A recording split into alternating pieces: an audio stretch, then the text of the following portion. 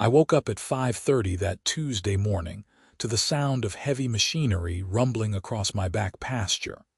And when I grabbed my binoculars and stepped onto the porch, I saw a crew of 8 men in hard hats laying down fresh asphalt right through the middle of my property.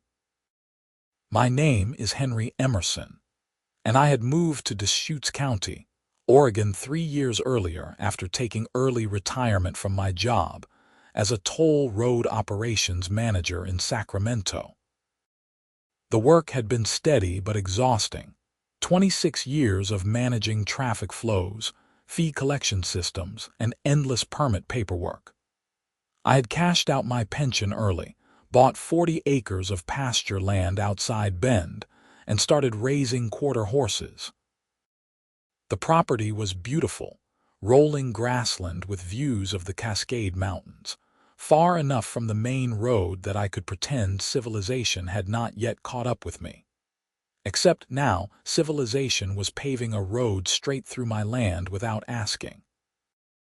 I pulled on my boots and walked down the dirt path toward the construction site.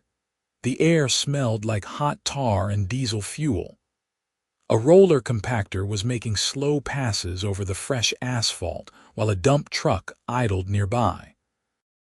The road they were building was about 18 feet wide, cutting a clean black line through the tall grass that my horses usually grazed. "Hey," I called out to the nearest worker, a younger guy with a clipboard. "What the hell is this?" He looked up and squinted at me. "Road construction." "Who are you?" "I own this land. All of it. Every blade of grass you just paved over."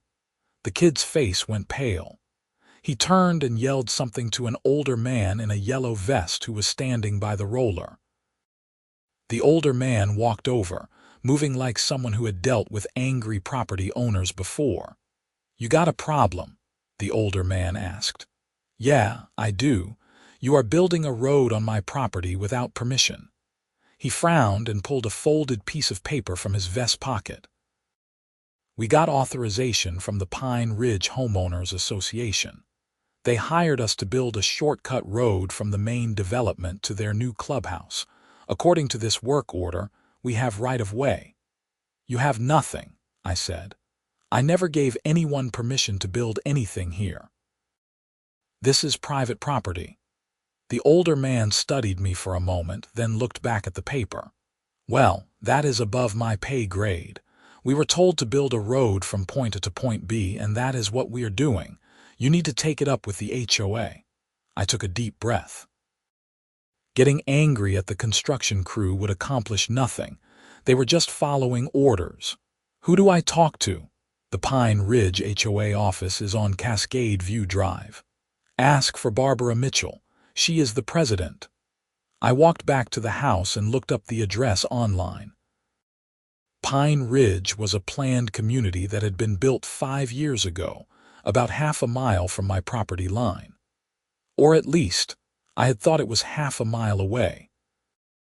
Apparently someone had decided my pasture would make a convenient shortcut to their new clubhouse, which according to their website had just been completed last month. I drove over to the HOA office, a small building tucked behind the community pool. Inside, a receptionist with overstyled blonde hair and too much perfume told me that Barbara Mitchell was in a meeting but would be available in 15 minutes. I sat in the waiting area and watched a slideshow on a mounted television screen showing happy families enjoying Pine Ridge amenities. Tennis courts, swimming pools, a fitness center, and now apparently a clubhouse. When Barbara finally called me into her office, I understood immediately what I was dealing with. She was probably 55, with a severe bob haircut and the kind of tight smile that never reached her eyes. She wore a blazer with shoulder pads that had gone out of style decades ago and had a nameplate on her desk that read Barbara Mitchell, HOA President, in gold lettering. "Mr. Emerson," she said, gesturing to a chair, "I understand you have some concerns about our road project. Your crew is paving over my property without permission. That is trespassing and property damage. Barbara folded her hands on her desk. I think there has been a misunderstanding. The road we are building connects our community to our new clubhouse facility. It follows the most direct route, which happens to cross some unposted land. Since there were no fences or no trespassing signs, we assumed it was either public access or abandoned property. It is neither. I own 40 acres out there, and I have the deed to prove it. Your road is cutting right through the middle of my pasture. She pursed her lips. Well, that is unfortunate. However, the road is already half built, and we have invested significant association funds into this project. I am sure we can come to some arrangement. Perhaps we could pay you a small access fee. A small access fee. I kept my voice level. You are building a permanent road on my land without my consent. That is not how property rights work. Mr. Emerson, I think you are being unreasonable. This road benefits the entire community. We have over 300 homes in Pine Ridge, and our residents deserve convenient access to their amenities. One person should not stand in the way of progress for the greater good. I stood up. Then you can remove the road, or you can purchase a proper easement from me at market value. Those are your options. Barbara's smile vanished. We will see about that. I suggest you consult with a lawyer before you make any rash decisions. I left her office and drove back home. The construction crew had finished for the day, leaving behind a freshly paved road that ran for about 300 yards across my pasture. It was a clean, professional job, which somehow made it worse. They had not just left tire tracks or a dirt path. They had built a permanent structure on my land. I spent the rest of the afternoon calling lawyers. The first 3 I spoke with were sympathetic, but not encouraging. Property disputes could take years to resolve, and even if I won, the cost of litigation might exceed any damages I could collect. The 4th lawyer, a guy named Stan Weber who specialized in land use law, was more direct. You have a strong case for trespassing and property damage, Stan said over the phone. But here is the problem. If you sue them to remove the road, they will drag it out. They will claim good faith, argue that the road is already built and removing it would be wasteful, and try to force you into accepting a minimal easement payment. Even if you win eventually, you are looking at 2 or 3 years of legal bills. So what do you suggest?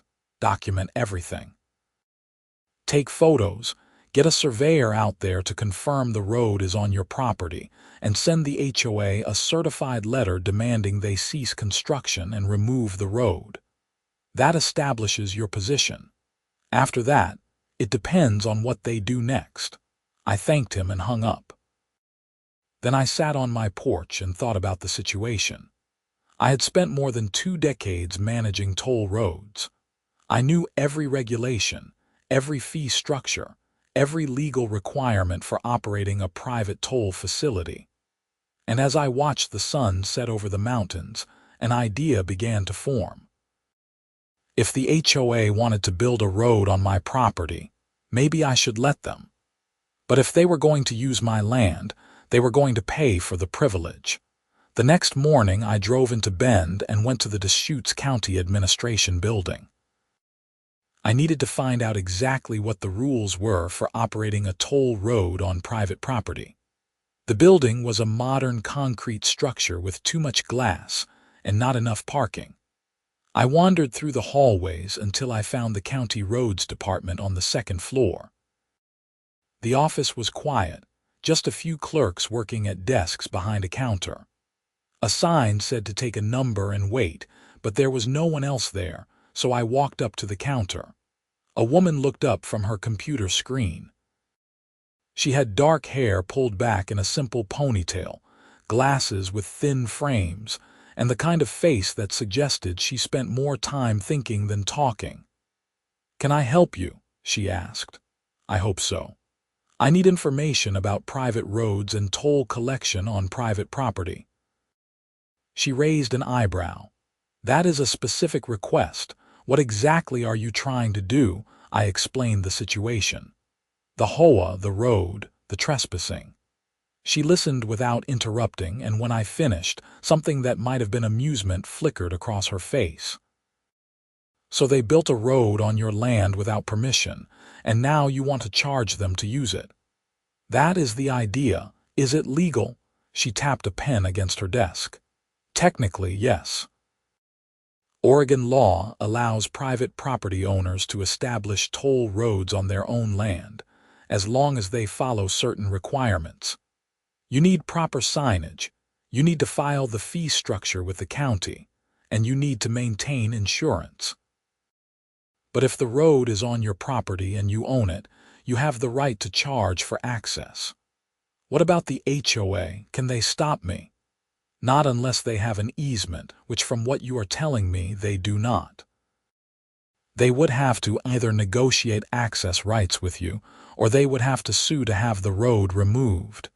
Either way, you hold the leverage. I felt a weight lift off my shoulders. So I can actually do this. You can.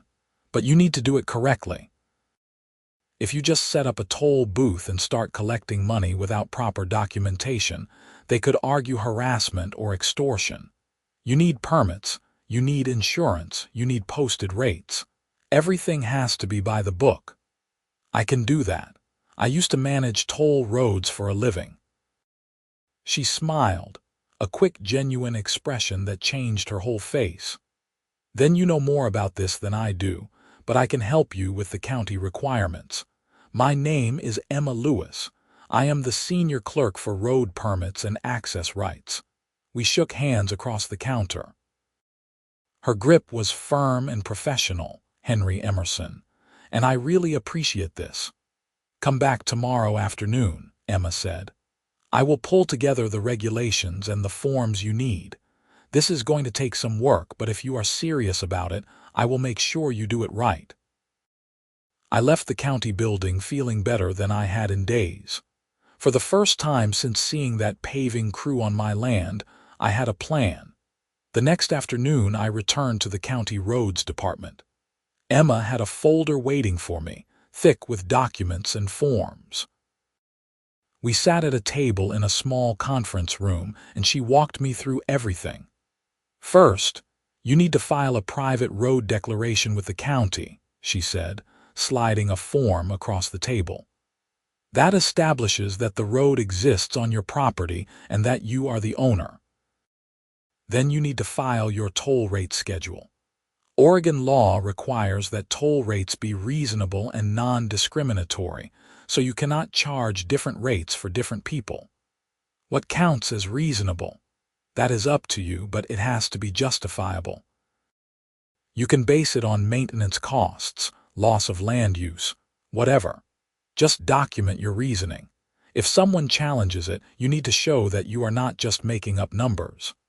I did some quick calculations on a notepad. The road was about 300 yards long and 18 feet wide. That was roughly 5,000 square yards of pasture that I could no longer use for grazing. At current land values in Deschutes County, that represented about $12,000 in lost value, not counting the disruption to my horses and the cost of splitting the pasture in half. What if I charged $5 per vehicle per crossing? I asked. Emma considered it. That is higher than most public tolls, but for a private road on agricultural land, you could justify it.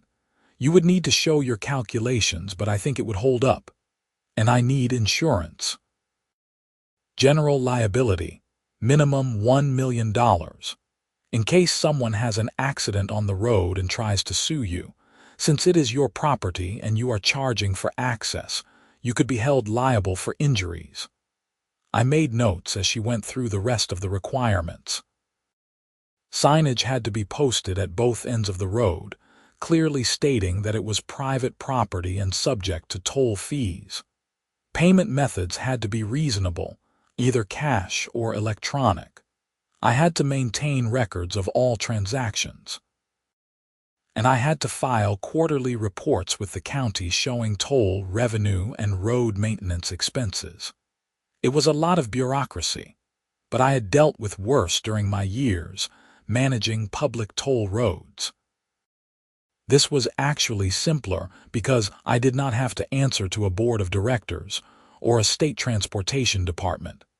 "How long will it take to get the permits approved?" I asked. "If you file everything correctly, about 2 weeks. The county has to review the application and make sure it meets all the legal requirements. But since this is a private road on private property, there is not much we can reject as long as you follow the rules." 2 weeks. I can live with that. Emma leaned back in her chair and studied me. "Can I ask you something? Why go through all this trouble? Why not just sue them to remove the road? Because that could take years, and in the meantime, they would keep using my property for free.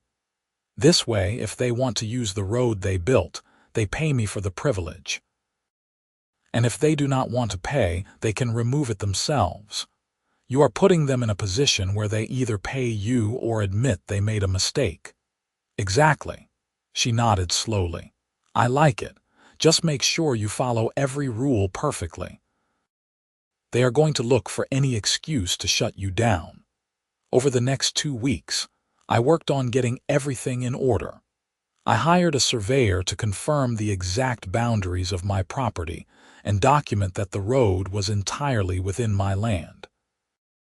I got quotes from 3 insurance companies and purchased a $2 million liability policy, more than the minimum required. I designed signs that met Oregon Department of Transportation standards for size, reflectivity, and letter height. And I filled out every form Emma had given me, double-checking every line. During that time, the HOA finished paving the road. They added lane markings and installed streetlights. They even put up a decorative sign at the far end that said Pine Ridge Clubhouse Access Road with their community logo. It would have been impressive if it were not on my property. I also started seeing cars using the road. Residents from Pine Ridge had discovered the convenient shortcut to their new clubhouse, and on weekends, I counted dozens of vehicles cutting across my pasture. Nobody stopped to ask permission. Nobody even seemed to realize they were driving on private land. Barbara Mitchell sent me a letter, delivered by certified mail. It was full of legal language, but the basic message was clear. The HOA considered the road to be a community improvement that benefited the region, and they expected me to cooperate. They offered to pay me $500 for a permanent easement, $500 for the right to use my land forever. I did not bother responding. 2 weeks after my meeting with Emma, I returned to the county building to submit my completed application. Emma reviewed everything carefully, checking each form and each attachment. When she finished, she looked up at me with something like respect. "This is perfect. I have never seen a private toll road application this well documented. You really did your homework. I had a good teacher." She smiled. "The application will go to the county council for review, but I do not see any problems. You should have your approval within a week. And then I can start collecting tolls. As soon as you post your signs and your insurance is active, yes. Just make sure you keep detailed records. Every transaction, every vehicle, every dollar. If this ends up in court, your records need to be bulletproof." I thanked her and turned to leave, but she stopped me. "Henry, wait. Do you want to get coffee sometime? I mean, outside of all this road permit stuff." I had not expected that. Emma had been nothing but professional during all our meetings, focused and businesslike. But now she was looking at me with something different in her eyes, a nervousness that seemed out of character. "I would like that," I said.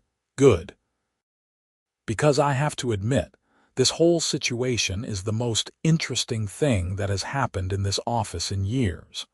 I kind of want to see how it plays out." We exchanged phone numbers, and I left the county building feeling like things were finally moving in the right direction. The approval letter arrived 6 days later. The county had reviewed my application and found it complete and in compliance with all relevant regulations. I was authorized to operate a private toll road on my property, charging up to $5 per vehicle per crossing, effective immediately. I had already ordered the toll booth. It was not anything fancy, just a prefabricated shed from a company in Portland that specialized in security structures. It arrived on a flatbed truck, 8 feet by 8 feet, with a window, a door, and enough room inside for a chair and a small desk. I had it placed right in the middle of the road, about 50 yards from the Pine Ridge end. The signs went up next. Large, reflective, professionally made. Private road. Toll required. $5.00 per vehicle. I placed them at both ends of the road and at the approach to the toll booth. Nobody could claim they had not been warned. The electronic payment system was the last piece. I set up a tablet with a card reader and a simple point-of-sale app. Cash or card, every transaction logged automatically with a timestamp and vehicle count. I also installed a trail camera pointed at the toll booth, recording video 24 hours a day. If anyone tried to blow through without paying, I would have evidence. On a Saturday morning in late April, I opened for business. The first car arrived at 8:15. It was a silver SUV with a Pine Ridge community sticker on the windshield. The driver was a man in his 40s wearing golf clothes. He slowed down when he saw the toll booth, then stopped with a confused expression on his face. I stepped out of the booth. "Good morning. This is a private toll road. $5 per vehicle, please." "What? Since when?" "Since the road was built on my property without permission. You are welcome to use it, but there is a fee." He stared at me like I had grown a second head. "This is ridiculous. I am going to the clubhouse." "That is fine." $5, please." "I am not paying this." "Then you will need to turn around and take the main road. This is private property." He grumbled but pulled out his wallet and handed me a $5 bill. I gave him a printed receipt and waved him through. The whole transaction took about 90 seconds. Over the next 3 hours, I collected tolls from 16 vehicles. Some people paid without complaint. Others argued, but when I explained that the road was on my land and showed them my county permit, they eventually paid. A few turned around and left, choosing the longer route through the main roads. By noon, I had collected $80. It was not a fortune, but it was the principle that mattered. Every dollar was a reminder to the HOA that they had made a serious mistake. On Sunday, the traffic increased. The clubhouse was hosting some kind of event, and cars were lined up at the toll booth. I processed them as quickly as I could, but the line grew. Some drivers honked their horns. One woman yelled at me, saying I was ruining her daughter's birthday party. I stayed polite and kept collecting tolls. By the end of the weekend, I had processed 63 vehicles and collected $315 in toll fees. I logged every transaction in a spreadsheet, scanned every receipt, and backed everything up to cloud storage. Monday morning, my phone rang. It was Barbara Mitchell. "Mr. Emerson, what do you think you are doing?" Her voice was tight with anger. "Operating a legal toll road on my private property. Is there something I can help you with? You cannot do this. You cannot just block access to our clubhouse and extort money from our residents." "I am not blocking anything. People are welcome to use the road. They just have to pay the toll, which is their choice. If they do not want to pay, they can use the public roads like everyone else." "This is outrageous. We built that road in good faith." "You built that road without permission on land you do not own. That is called trespassing. I am just making the best of a bad situation. We are going to sue you." "That is your right. But until a court tells me otherwise, I am going to keep collecting tolls. Have a nice day, Barbara." I hung up before she could respond. That evening, I met Emma for coffee at a place downtown called the Lone Pine Cafe. It was a quiet spot with exposed brick walls and mismatched furniture. Emma was already there when I arrived, sitting at a corner table with 2 cups of coffee. "I ordered for you," she said. "Black, right? You seem like a black coffee person. You guessed right." I sat down across from her. "Thanks for meeting me. Are you kidding? I have been dying to hear how it went. The whole office has been talking about it. Nobody has ever actually used those private toll road regulations before." I told her about the weekend. The cars, the arguments, the toll revenue. She listened with an expression that mixed amusement and admiration. "You really did it," she said. "You actually installed a toll booth and started charging people." It seemed like the logical solution. Most people would have just sued or given up. This is brilliant and kind of insane at the same time. The HOA president called me this morning. She threatened to sue. Emma's expression turned serious. "That is going to happen. They are not going to just accept this. You need to be prepared for them to fight back." "I know. But as long as I follow all the rules, they do not have a legal leg to stand on. The road is on my property, I have the permits, and I am charging a reasonable fee. What can they do? They can make your life difficult. They can file complaints. They can try to get your permits revoked. They can drag you into court even if they know they will lose. You need to stay sharp." "I will.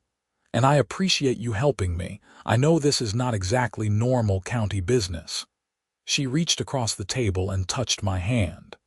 "I like helping people who are getting pushed around, and I like that you found a clever solution instead of just getting angry. That takes discipline." We talked for another hour, the conversation drifting away from toll booths and property rights to other things. She told me about growing up in Eugene, about studying urban planning in college, about taking the county job because it was stable and let her stay in Oregon. I told her about my years managing toll roads, about buying the property and starting over with horses, about wanting a quieter life. When we finally left the cafe, the sun had set and the streets were dark. Emma walked with me to my truck. "I want to see the toll booth in person," she said. "Would that be okay? Anytime. I am out there every day. How about tomorrow evening? I get off work at 5. I will be there." She smiled and got into her car. As I drove home, I realized I had not felt this way about anyone in a long time, maybe ever. There was something about Emma's quiet intelligence, her dry humor, the way she had helped me without expecting anything in return. I wanted to see where this could go. The next few weeks settled into a routine. I opened the toll booth every morning at 7 and stayed until 6 in the evening. Traffic varied depending on the day. Weekdays were slower, usually 10 to 15 cars. Weekends were busier, sometimes 40 or 50 vehicles. I kept meticulous records of everything. Emma visited the toll booth several times. She would stop by after work, and we would sit in the small space and talk while cars came through. She seemed fascinated by the whole operation, asking questions about traffic patterns and revenue projections. But mostly, we just enjoyed each other's company. One evening she brought dinner, sandwiches from a deli in Bend, and we ate together while watching the sun set over the mountains. A car pulled up, a woman in a minivan with 3 kids in the back. The woman paid the toll without complaint, but one of the kids pressed his face against the window and stared at us like we were zoo animals. After the minivan drove away, Emma laughed. "You are becoming a local legend. People are talking about the toll booth guy." Is that a good thing or a bad thing?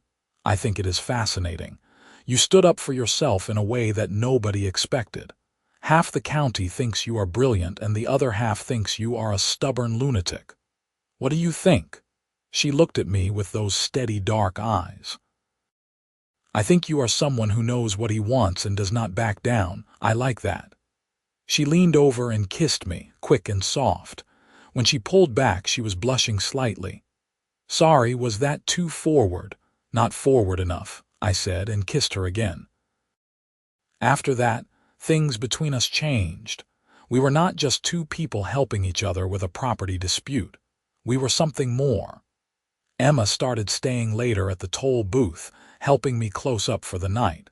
We had dinner together 2 or 3 times a week. On weekends, she came out to the property and helped me with the horses. She had never worked with horses before, but she learned quickly, and the animals seemed to like her. Meanwhile, the HOA was not sitting idle. Barbara Mitchell sent me another certified letter, this one from a lawyer. It accused me of interfering with the HOA's legitimate use of their road and demanded that I remove the toll booth immediately.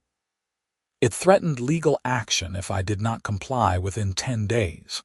I showed the letter to Stan Weber, the land use lawyer I had consulted before. He read it and shook his head. "This is garbage. They do not have legitimate use of anything. It is your property and they are the ones trespassing. You can ignore this." "What if they actually sue?" "Then we fight it, and we win.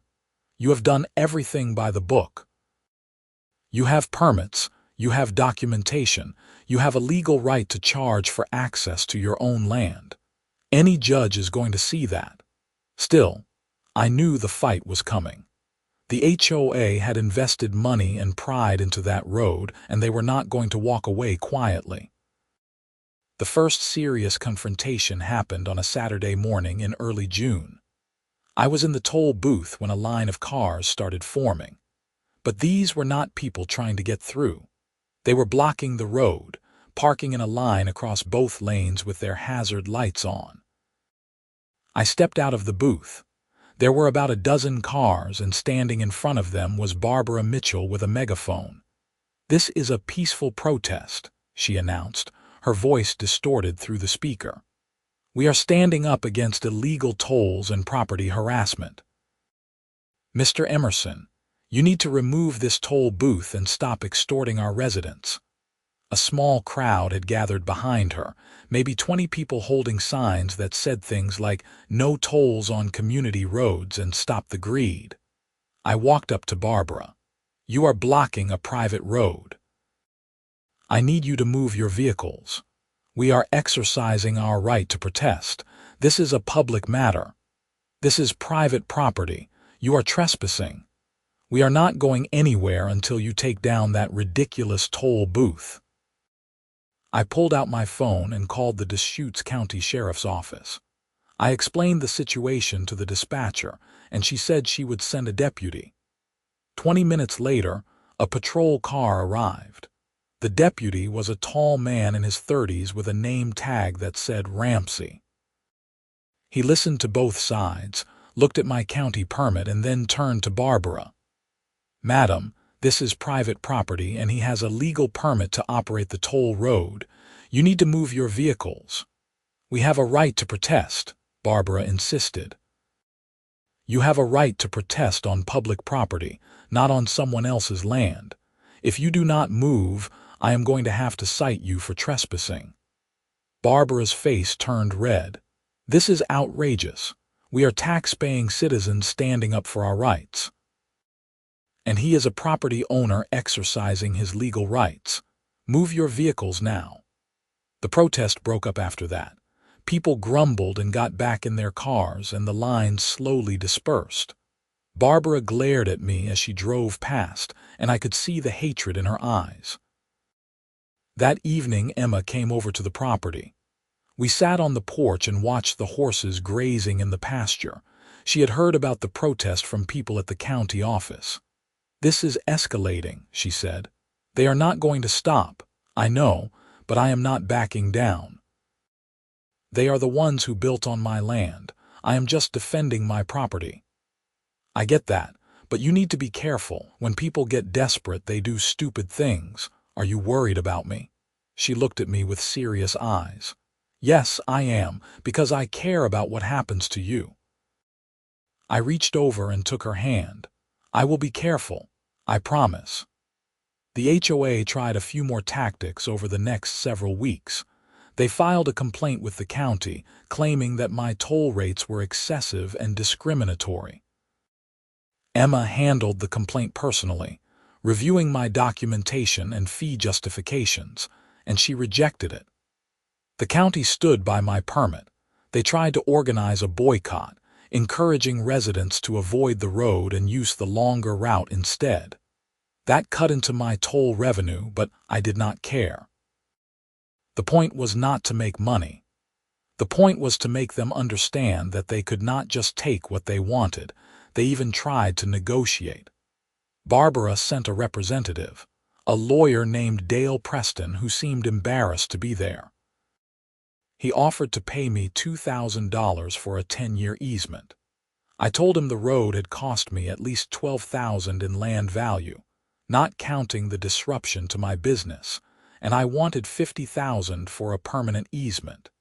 He said that was unreasonable. I said then they could pay the tolls or remove the road. He left without reaching an agreement through all of this. Emma was my anchor. She kept me focused, reminding me to document everything, to stay within the law, to not let anger drive my decisions. We spent most evenings together, either at the toll booth or at my house or at her apartment in Bend. She taught me how to cook decent pasta. I taught her how to ride horses. We talked about everything and nothing, and I realized I was falling in love with her. One night in July, we were sitting on her couch watching a movie when she paused it and turned to me. "Can I tell you something?" she asked. "Of course. When you first walked into my office and told me about the road, I thought you were either crazy or brilliant. I still have not decided which. But I am glad you came in. I am glad I got to be part of this. I could not have done it without you." "Yes, you could have. You are one of the most determined people I have ever met, but I am glad I could help, and I am glad we met." She kissed me, and the movie paused for a long time after that. In August, the HOA finally sued. I received the papers on a Wednesday morning.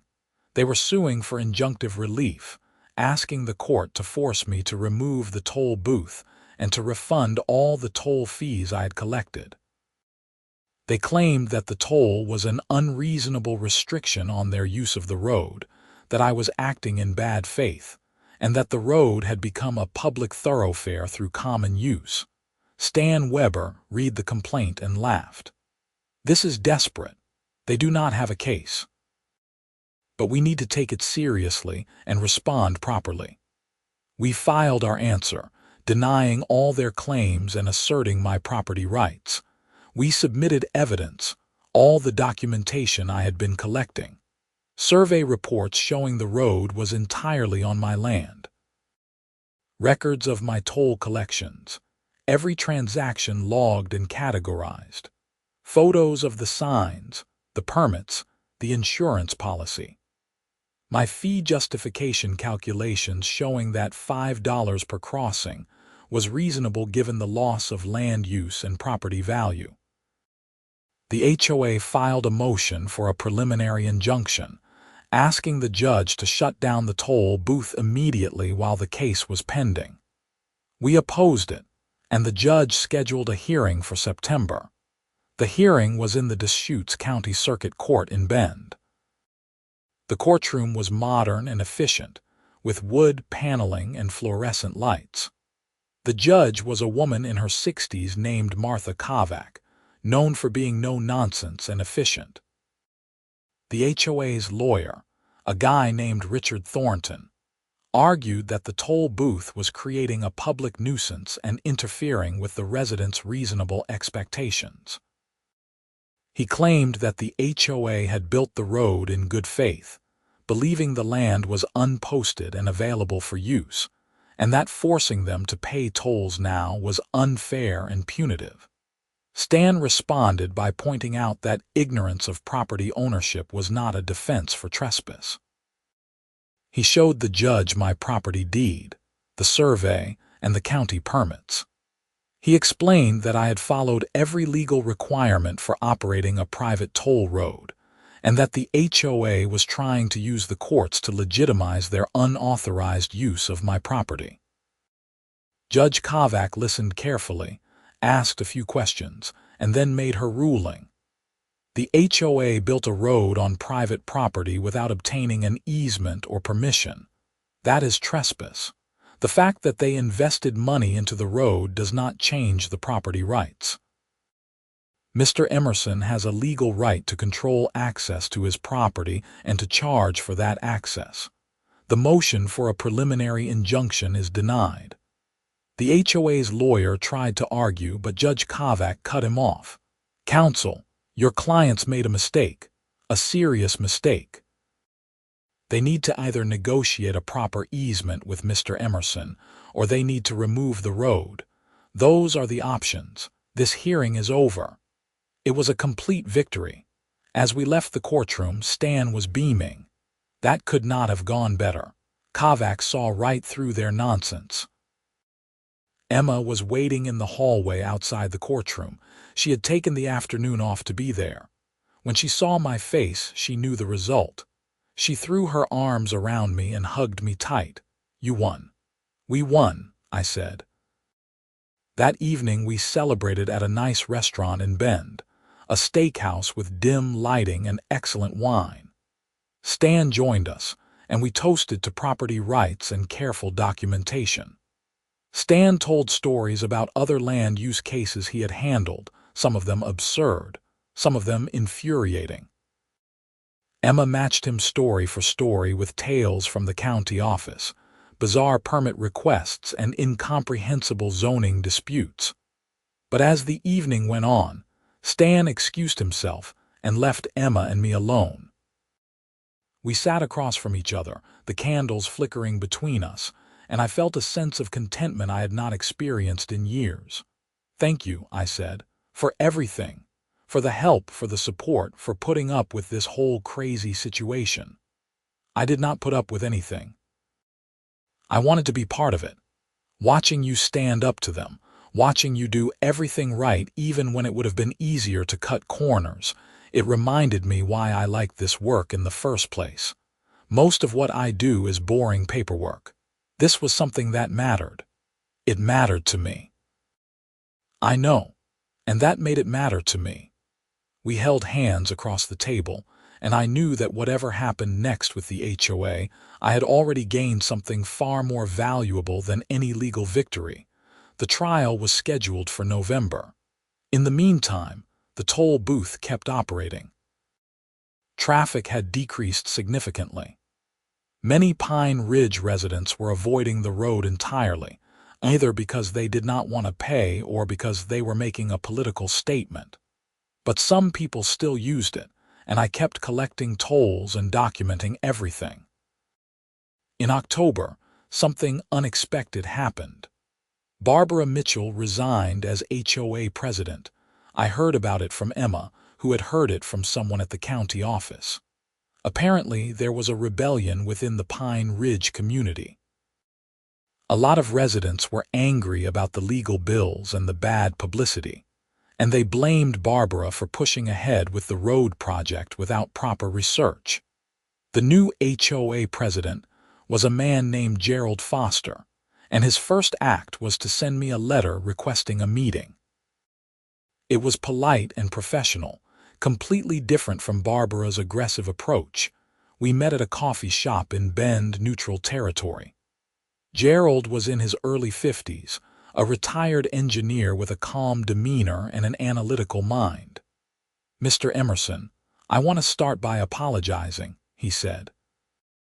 "The previous board made a serious mistake building that road without your permission. That should never have happened. I appreciate that. I have reviewed the situation, and it is clear that we are not going to win this lawsuit. Judge Kovac made that obvious at the hearing. So I want to find a resolution that works for both of us. What do you have in mind? We can remove the road. It would cost us about $30,000 to tear up the asphalt and restore the land, or we can negotiate an easement and keep the road." We had an independent appraiser assess the value of the easement, and they came back with a figure of $45,000 for a permanent right-of-way. I had been expecting something like this. The numbers were reasonable, much more realistic than Barbara's insulting offers. "I would consider an easement for $50,000, I said. "That covers the land value, the disruption to my property, and my legal costs." Gerald nodded. "I think I can get the board to approve that, but I need to ask you something. If we pay for the easement, will you remove the toll booth?" "Yes. The toll booth was never about the money. It was about making sure you understood that you could not just take my property without consequences. If we have a legal easement agreement, there is no need for tolls." "That is fair. Let me take this back to the board. I think we can get this resolved." We shook hands, and I felt like the end was finally in sight. 2 weeks later, I received a formal offer from the HOA. $50,000 for a permanent easement allowing them to maintain and use the road crossing my property. The agreement included provisions requiring them to maintain the road, to provide adequate drainage, and to indemnify me against any liability. It was professionally drafted and fair. Stan reviewed the agreement and said it was solid. "This is a good deal. You are getting fair compensation, and they are taking responsibility for the road. I would recommend accepting it." Emma read through it as well, her eyes scanning the legal language with practiced efficiency. "It protects you, and it ends the fight. I think you should take it." I signed the agreement. The HOA board approved it, and the money was transferred into my account. After paying Stan's legal fees and reimbursing myself for the toll booth expenses and insurance, I netted about $38,000. Not a fortune, but not bad for what had started as a trespassing incident. But the story was not over yet. A few days after signing the easement agreement, I got a call from a detective with the Deschutes County Sheriff's Office. Her name was Detective Sarah Mendez, and she wanted to meet with me to discuss the HOA case. We met at the sheriff's office in Bend. Detective Mendez was a sharp-eyed woman in her 40s with short hair and a direct manner. "Mr. Emerson, we have been investigating the Pine Ridge HOA's finances. There have been some irregularities. I need to ask you about the road project." "What kind of irregularities?" "The HOA spent about $80,000 building that road, but when we looked at their board minutes and financial records, we found that the project was never properly authorized. Barbara Mitchell approved it unilaterally, without a board vote. She also used funds from the Community Maintenance Reserve, which is only supposed to be used for emergencies. So she misused HOA funds. That is what it looks like. We are also looking at the trespassing issue. Building a road on private property without permission is criminal trespass under Oregon law. It is not just a civil matter." I had not thought about the criminal angle. "Are you saying Barbara could face charges?" "Possibly. We are still investigating. But I need your statement about what happened, about the construction, about your attempts to resolve it. Anything you can tell me will help." I spent the next hour going through everything. The morning I discovered the construction, my meetings with Barbara, the letters and threats, the whole timeline. Detective Mendez took detailed notes and asked clarifying questions. When we finished, she closed her notebook. "Thank you. This is helpful. We will be in touch if we need anything else." 2 weeks later, the news broke. Barbara Mitchell and 2 other former HOA board members were charged with criminal trespass and misuse of community funds. The trespassing charge was a misdemeanor, but the financial charges were more serious. According to the news reports, they had spent reserve funds without proper authorization and had failed to disclose the expenditures to the community. The trial happened quickly. Barbara and the other board members pleaded no contest to the charges. They were sentenced to probation, community service, and ordered to repay the misused funds to the HOA.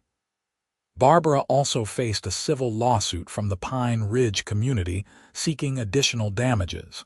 It was a complete fall from grace. The woman who had been so confident that she could bully me into submission was now a convicted criminal. Emma and I watched the news coverage together at her apartment. She shook her head in disbelief. I have seen a lot of HOA disputes, but I have never seen one end with criminal charges. She brought it on herself. If she had just approached me honestly from the beginning, we could have negotiated an easement and none of this would have happened. Do you feel bad for her? I thought about it. No, she made choices. She decided to build on my land without asking. She decided to threaten me instead of negotiating. She decided to misuse community funds. Those were all her decisions. You are not wrong, but still, it is a hard fall. Some people need to fall before they learn. In December, I removed the toll booth. A truck came and hauled it away back to the company I had rented it from. I took down the signs and packed up the equipment. The road was still there, cutting across my pasture, but now it was legal. I had an easement agreement, I had been compensated, and the fight was over. The pasture did not feel whole again, not exactly. There was still a black line of asphalt running through the grass. But I had installed new fencing on either side of the road, creating a corridor that kept the horses safe and maintained separation between my property and the roadway. It was a compromise, but it was a compromise I could live with. Emma came out to help me dismantle the last of the toll infrastructure. We worked together in the cold December air, our breath fogging in the morning light. When the last sign was down and loaded into my truck, we stood in the middle of the empty road and looked around. It is strange seeing this space empty, Emma said. I got used to the toll booth being here. So did I, but it served its purpose. What are you going to do with all your free time now that you are not collecting tolls? I have some ideas. I was thinking about expanding the horse operation, maybe taking on some boarding clients. And I was thinking about spending more time with a certain county clerk who helped me through all of this. She smiled.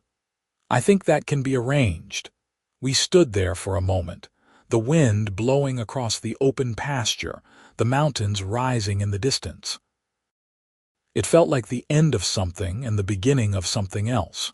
Christmas came, and Emma and I spent it together at my place. We cooked dinner, watched old movies, and sat by the fire talking about the future. She told me she was thinking about leaving the county job, maybe starting her own consulting business, helping people navigate land use regulations. I told her I thought that was a great idea and that she would be good at it. On New Year's Eve, we stood on my porch and watched fireworks going off over Bend in the distance. The horses were restless in the barn, disturbed by the noise. Emma leaned against me and I wrapped my arm around her. This was a strange year, she said, the strangest, but also one of the best. Because you won, because I met you. She turned and kissed me, and the new year began with a sense of possibility. The following spring, Emma and I were officially living together. She moved most of her things out to the property, and we settled into a comfortable routine. She set up a home office in one of the spare bedrooms and started her consulting business. I focused on the horses, taking on 3 boarding clients and starting to train a young filly for barrel racing. The road across my property became just another feature of the landscape. Cars passed through daily, residents heading to the Pine Ridge clubhouse, but they were no longer driving on my land without permission. They had a legal easement and I had been compensated. It was done, but people remembered the toll booth. For months afterward, I would run into people in town who had heard the story. Some thought it was hilarious. Some thought I was a genius. A few thought I was petty. I did not care much either way. I had defended my property and I had done it legally and ethically. That was what mattered.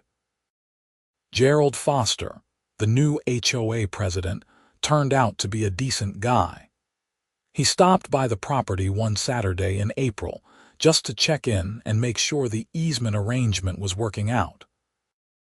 We walked the length of the road together, and he pointed out some drainage issues that the HOA was going to fix.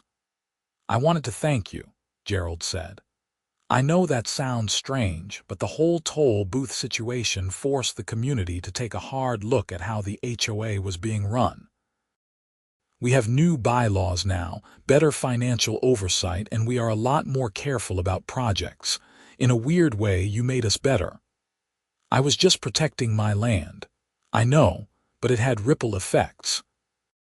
And I appreciate that you were willing to negotiate once we came to you with a reasonable offer. A lot of people would have held a grudge. I am not interested in grudges. I just wanted things to be fair." We shook hands and he drove away. That summer, Emma and I got engaged. I proposed on a trail ride up into the Cascade foothills, at a spot overlooking the valley where you could see for miles. She said yes without hesitation, and we rode back to the property with the sun setting behind us. We planned a small wedding for the following fall, just family and close friends. Emma's parents flew in from Eugene, and my brother came out from Sacramento. We got married in the pasture, right near the fence line, with the mountains in the background and the horses watching from the corral. Stan Weber officiated. He had gotten ordained online specifically for the occasion. During the ceremony, he made a joke about property rights and easements, and everyone laughed. Emma rolled her eyes but was smiling. After the ceremony, during the reception, several people asked about the toll booth story. It had become a local legend. Emma and I told the story together, finishing each other's sentences, and people listened with fascination. "You really charged them $5 every time?" someone asked. "Every time," I confirmed, "and they paid, most of them.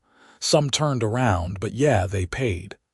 "That is the most brilliant thing I have ever heard." Emma squeezed my hand under the table. "He is pretty smart when he wants to be." As the evening wound down and guests started leaving, Emma and I walked out to where the road crossed the property. The asphalt was weathered now, the lines faded. In another few years, it would just blend into the landscape completely. "You ever regret it?" Emma asked. "The toll booth, the fight, all of it.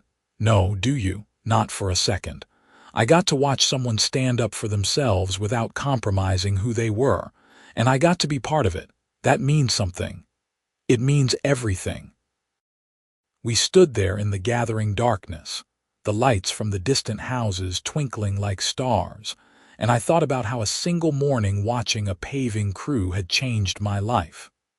The road was still there, cutting across my pasture, but it was no longer an insult. It was a reminder that sometimes standing your ground, doing things the right way, and refusing to back down could lead to something good. The toll booth was gone, packed away in storage. I had thought about selling it, but Emma convinced me to keep it. "You never know when you might need it again," she had said with a mischievous smile. So it sat in the barn, a small wooden structure that had once been the center of a property rights battle and was now just a piece of history. Life moved forward. Emma's consulting business grew steadily, and she started getting clients from all over Oregon. My horse operation expanded, and I hired a part-time assistant to help with the boarding and training. We talked about starting a family, maybe in a year or two, once things settled down even more. The Pine Ridge HOA stayed out of my business. Gerald Foster remained president for another term and then handed it off to someone else. The clubhouse continued to operate, and cars continued to drive across my property, but it was all legal and proper now. The easement agreement held up perfectly. Barbara Mitchell moved away from Bend about a year after her conviction. I heard she relocated to Arizona, somewhere in the Phoenix area. I did not know what happened to her after that, and I did not particularly care. She had made her choices, and she had faced the consequences. Sometimes I would see the trail camera footage from the toll booth days, clips I had saved showing cars stopping and drivers reluctantly handing over $5 bills. Emma and I would watch them together and laugh, remembering how absurd the whole situation had been. But beneath the absurdity was a serious point. Property rights mattered. Following the rules mattered. Standing up for yourself mattered. On the first anniversary of the easement agreement, Emma and I had a small celebration. We opened a bottle of wine and toasted to property rights, to toll booths, and to finding each other in the middle of chaos. You know what the best part of all this was? Emma asked as we sat on the porch watching the sunset. What? Watching you stay calm and methodical through the whole thing. You never lost your temper, you never cut corners, you never let them drag you down to their level. You just did everything right and let the system work. That takes incredible discipline.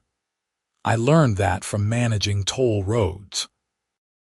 You cannot afford to get emotional when you are dealing with angry drivers and complex regulations. You just have to stay focused on the rules.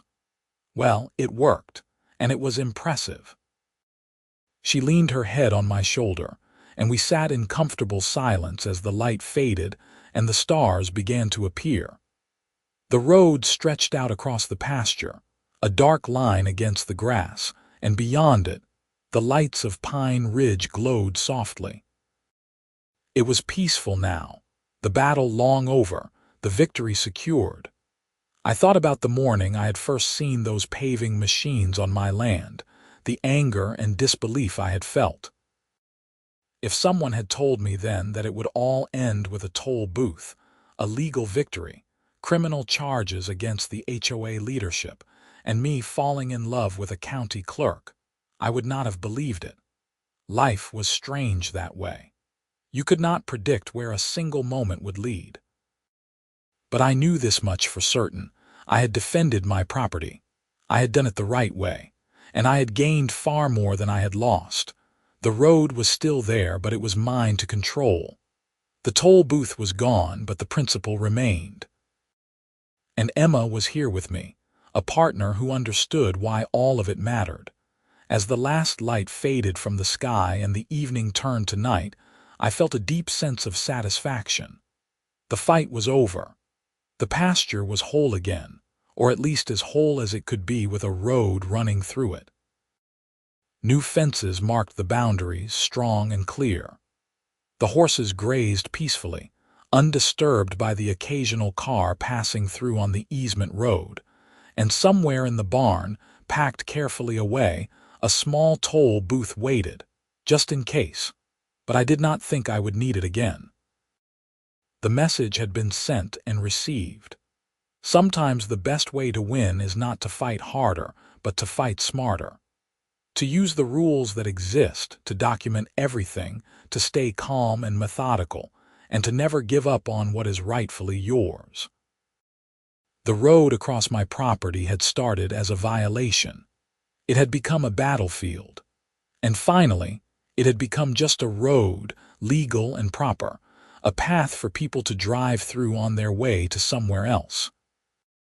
But for me, it would always be a reminder of what happened when someone tried to take what was mine, and how I had turned their trespass into a toll booth that emptied their wallets and taught them a lesson about respecting property rights. Emma stirred beside me, breaking the silence.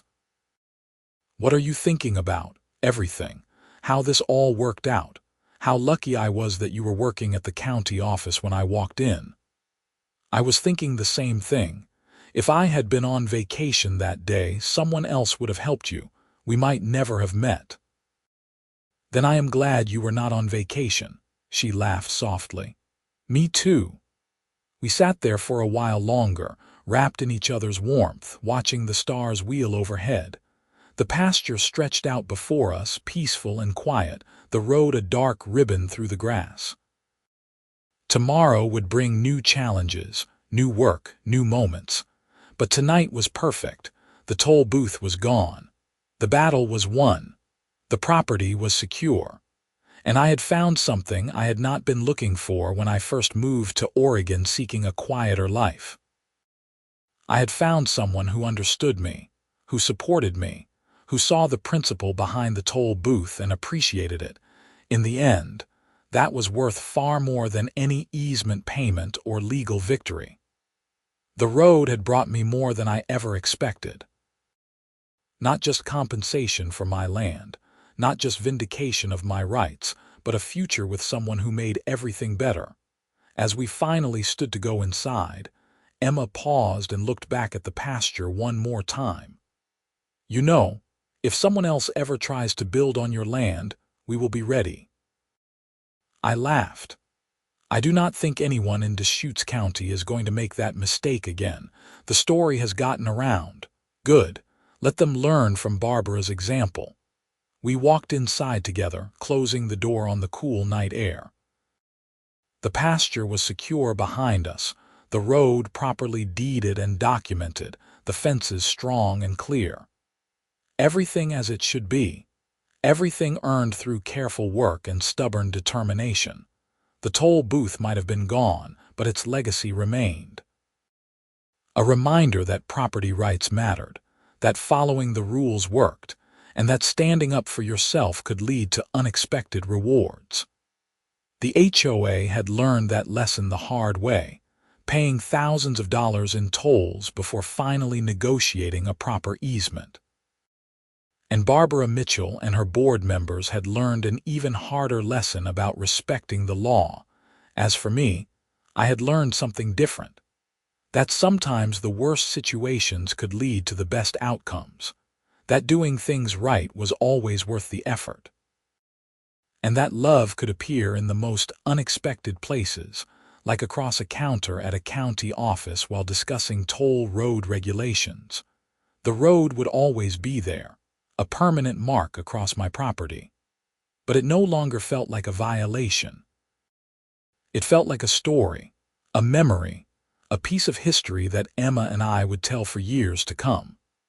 The story of how they built a road across my property, and how I installed a toll booth that emptied their wallets and changed my life forever.